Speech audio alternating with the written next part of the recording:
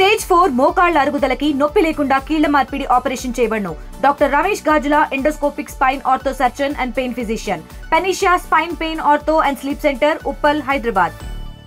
పశ్చిమ మధ్య బంగాళాఖాతంలో ఏర్పడినటువంటి అల్పపీడన ప్రభావంతో ఉమ్మడి తూర్పుగోదావరి జిల్లా వ్యాప్తంగా కూడా వాతావరణం అయితే మబ్బుల వాతావరణంతో పాటు మరి కొన్ని ప్రాంతాల్లో సిరిజల్లులతో కూడినటువంటి వర్షం అయితే నమోదవుతున్నటువంటి పరిస్థితి ప్రధానంగా ఉందని చెప్పాలి. అలాగే ముఖ్యంగా చూసుకుంటే గోదావరి కూడా గత 2 నెలలుగా కూడా గోదావరి తగ్గుతూ పెరుగుతూ వస్తున్నటువంటి పరిస్థితి. అలాగే క్రమంగా అప్పుడైతే గోదావరి అయితే ఉగ్రరూపం ఏదైతే ఏజెన్సీ ప్రాంతాలు మొదలుకొని అలాగే కోనసీమ జిల్లా లంక గ్రామాల వరకు కూడా గోదావరి వరద ముప్పులోనే గోదావరి లంక గ్రామాలన్నీ కూడా ఉన్నటువంటి పరిస్థితి ఉందని చెప్పాలి.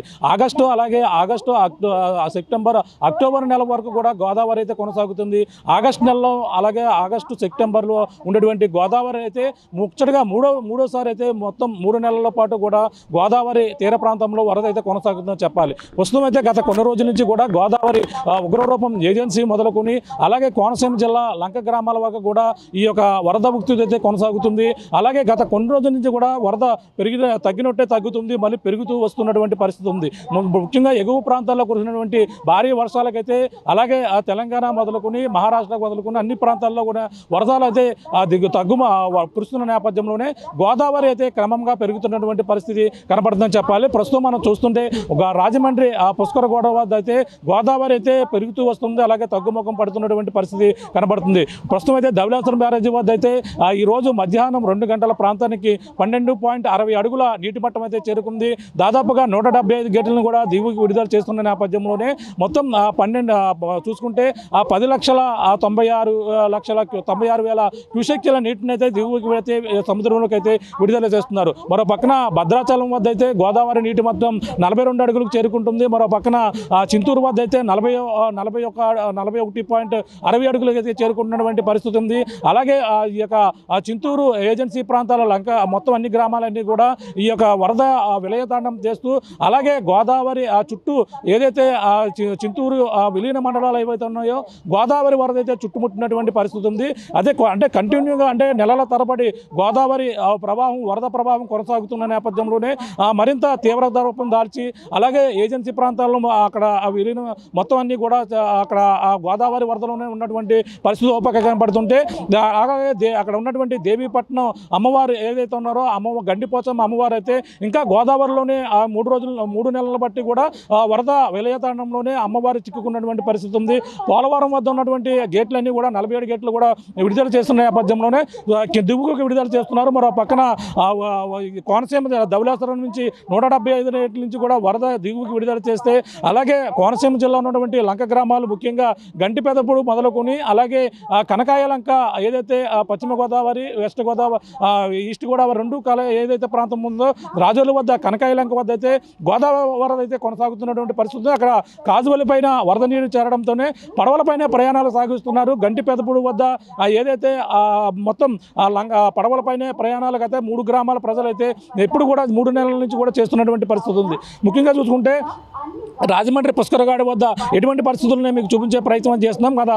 వరద తాకిడి ఎక్కువగా ఉన్న నేపథ్యంలోనే గోదావరి పుష్కరగాడి అయితే మొత్తం భక్తులను కూడా నిలిపేసినటువంటి పరిస్థితి ఉంది. స్నానాలు అంటే గత కొన్ని రోజుల క్రితం ఏదైతే 4 రోజుల క్రితం గోదావరి ప్రవాహానికి భవానీ భక్తులు స్నానానికి వచ్చి ఇదే పుష్కరఘాటులో గల్లంతైన నేపథ్యంలోనే ప్రస్తుతం అయితే గోదావరి వద్ద రాకపోకలు మొత్తం పూర్తిగా నిలిపేశారు. భక్తుల తాకిడి కూడా పూర్తిగా నిలిపేసినటువంటి పరిస్థితి చూడొచ్చు. గోదావరి ఏదైతే రాజమండ్రి పుష్కరఘాటు వద్ద వరద ఉధృతి ఏ విధంగా ఉంది, గోదావరి పరవళ్ళ తొక్కుతూ ఉన్న నేపథ్యంలోనే పూర్తిగా రాకపోకలు అయితే నిలిపేశారు. మొత్తం ఈ యొక్క పుష్కరఘాటు వద్ద అయితే పూర్తిగా కేవలం దర్శనం చేసుకున్న వాళ్ళు మాత్రమే అనుమతిస్తున్నారు. ఎవరిని కూడా స్నానానికి అనుమతించకపోవడం నేపథ్యంలోనే ఈ యొక్క పుష్కరఘాట్ అయితే నిర్మానుష్యంగా కనబడుతున్నటువంటి పరిస్థితి ఉంది. ఇక్కడ ఫ్లెక్సీలు కూడా కట్టారు, ఎవరు కూడా స్నానానికి దిగరాదు, వరద ప్రవాహం ఎక్కువగా ఉందంటూ కూడా ఎప్పటికప్పుడు ప్రచారం అయితే చేస్తున్నటువంటి పరిస్థితి.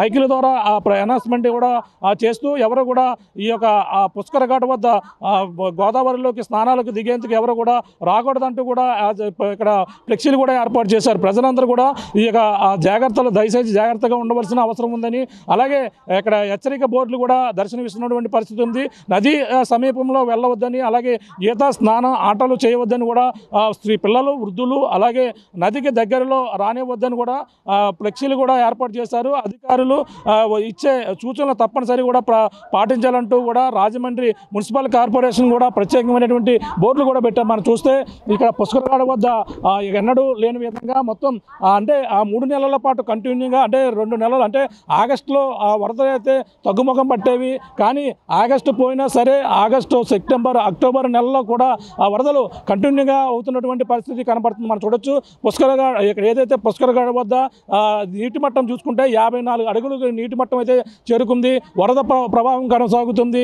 అలాగే గోదావరి వరద ఉధృతి పరవళ్ళ తొక్కుతూ గోదావరమ్మ ముందుకు సముద్రంలోకి సాగుతున్నటువంటి పరిస్థితి. ఇటుగా చింతూరు మొదలుకొని అలాగే పోలవరం ప్రాజెక్టు నుంచి మొదలుకొని ఇలాగా రాజమండ్రి ఏదైతే అఖండ గోదావరి వద్ద అయితే అత్యంత పరవళ్ళు తొక్కుతూ గోదావరి ఏ విధంగా ఉగ్రరూపం దాల్చి ముందుకు సాగుతుందో మీకు చూపించే ప్రయత్నం చేస్తున్నాం. ఇప్పుడైతే ఈ యొక్క పుష్కరఘాట్ వద్ద పరవళ్ళు తొక్కుతున్నటువంటి గోదావరిని చూస్తున్నాం. ఉగ్రరూప గోదావరిని ఈ విధంగా ఉగ్రరూపం దాల్చి పరవళ్ళు తొక్కుతూ ముందుకు సాగుతూ ధవళేశ్వరం మీదుగా కోనసీమ జిల్లా లంక గ్రామాలను ముంచెత్తుతూ అలాగే సముద్రంలోకి అయితే ఈ యొక్క గోదావరి అయితే ముందుకు సాగుతున్నటువంటి పరిస్థితి ప్రధానంగా కనపడుతుంది. మనకి ప్రధానంగా ఏజెన్సీలోని గత కొన్ని రోజుల నుంచి కూడా ఇబ్బందులు పడుతున్నారు.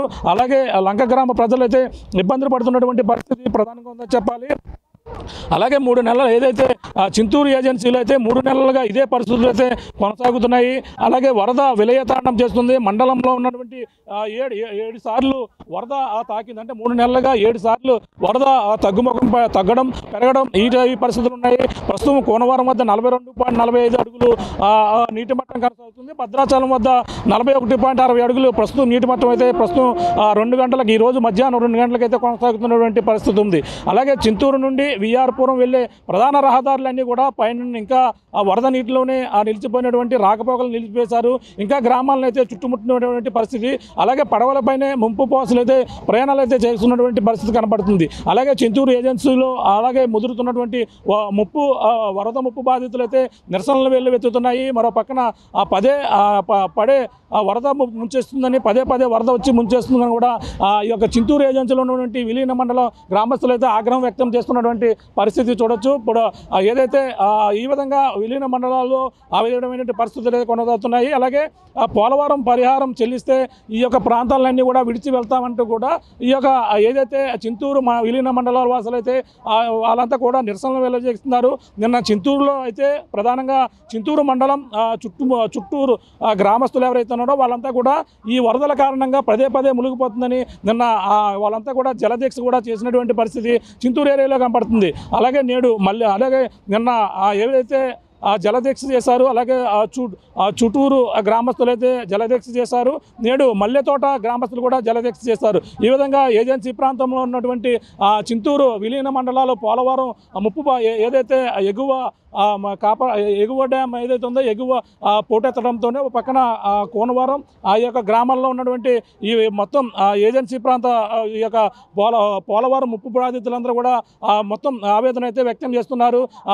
మాకైతే నష్టపరిహారం ఇప్పిస్తే మేము ఇక్కడ నుంచి పునరావాసం తలపించి మాకు దూర ప్రాంతాలకు వెళ్ళాలంటూ కూడా వాళ్ళందరూ కూడా ఓ పక్కన నిరసనలు అయితే వెల్లువెత్తుతున్నటువంటి పరిస్థితి ఒక పక్కన కనపడుతుంటేనే ముఖ్యంగా ఈ యొక్క గోదావరి తీర ప్రాంతంలోనే ఉన్నటువంటి మొత్తం ఇక్కడ ధవళేశ్వరం నుంచి 175 గేట్ల నుంచి విడుదల చేసిన నేపథ్యంలోనే మొత్తం ముంచెత్తుతున్నటువంటి పరిస్థితి కనపడుతుంది. అంటే ఇంకా వర్షాలు ఇంకా పడే అవకాశం ఉందని పక్కన వాతావరణ శాఖ చెప్పుకొస్తున్నారు. ఈ నేపథ్యంలోనే వరద తగ్గినట్టే తగ్గుతుంది పెరుగుతూ వస్తున్న నేపథ్యంలోనే రాజమండ్రి గోదావరి వద్ద అయితే పుష్కరఘాట్ వద్ద మొత్తం స్నానాలకు ఆచరించేటువంటి భవానీ భక్తులకు ప్రత్యేకంగా స్నానాలు ఆచరించేందుకు బయట ఏర్పాట్లు చేసినటువంటి పరిస్థితి కనపడుతుంది. అంతేకాకుండా ఇప్పుడు ధవళేశ్వరం వద్ద పరవళ్ల తొక్కుతున్నటువంటి గోదావరి దిగువకి విడుదల చేస్తున్న నేపథ్యంలోనే మొత్తం ఈ యొక్క లంక గ్రామాలు ఏవైతే ఉన్నాయో కోనసీమ జిల్లా లంక గ్రామాలన్నీ కూడా ముంచెత్తున్నటువంటి పరిస్థితి. టానీ లంక కావచ్చు, అలాగే ముఖ్యంగా ఇక్కడ చూసుకుంటే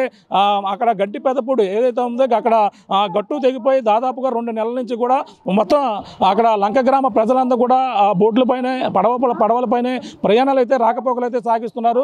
అలాగే అరిగిలవారిపాలెం, అలాగే బురుగులంక, అలాగే గంటి పెదపూడి, అలాగే మొత్తం ఈ గ్రామాలకు అయితే గత 2 నెలల నుంచి కూడా పడవలపైనే రాకపోకలు అయితే పూర్తిగా బాహ్య ప్రపంచంతో రాకపోకలు మొత్తం తెగిపోయిన నేపథ్యంలో పడవలపైనే ప్రయాణాలు అయితే సాగిస్తున్నారు.